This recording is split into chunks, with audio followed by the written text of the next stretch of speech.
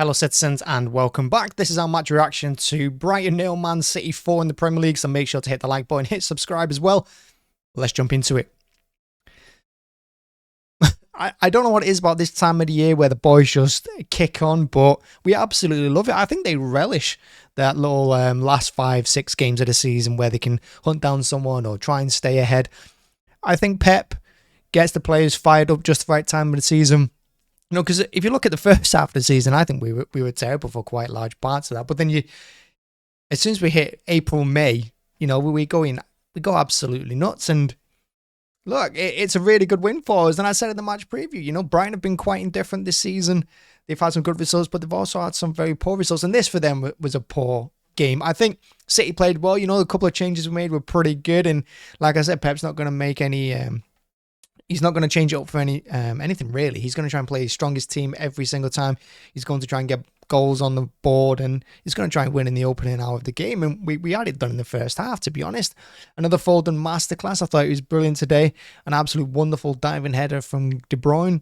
And, you know, I've got to say, though, I know Foden won man of the match, but for me, Kyle Walker today was sensational. I've been slagging him off for most of the season, but today he looked really good. He kept breaking that Brighton backline so many times.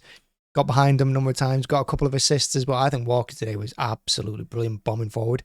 And fortunately for us, you know, we didn't have too much defending to do, particularly in the first half. But let's break it all down. So going back to the start of the game, I think both teams started trying to feel each other out. You know, they were both trying to settle down and just see how it was going. And you expect a tactical matchup with De Zerbi and Pep.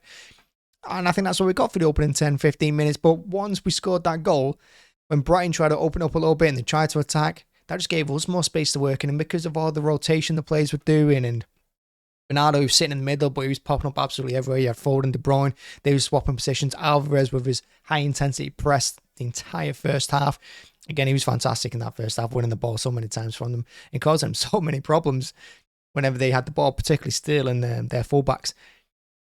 With all that happening, Brighton just couldn't live with it. And I think Brighton looked like a team that hadn't played for 2 weeks and a team that basically waiting for the end of the season to happen because they're in holiday mode, Brighton. And I think we put them to the sword quite early on, which was good.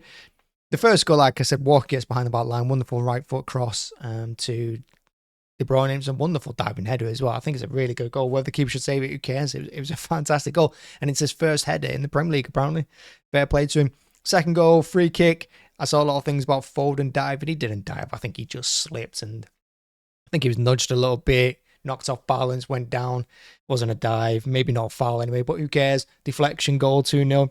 That killed it. And the third one definitely killed it, because once Foden got that, got his second of the game, I think Brighton they were in danger of capitulating, and the way we were holding onto the ball as well was phenomenal. When the fourth went in, Brighton definitely gave up, because it came out in the second half fighting a little bit. We had to do a bit of defending, and fair play to the defence as well at times.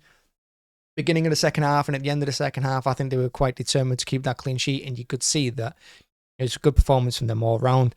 And like I said, once we got the fourth goal, we were passing it around. All the Brighton fans left. And what's funny about that, I was looking at that, watching like thousands of Brighton fans just pour out by the 75th minute.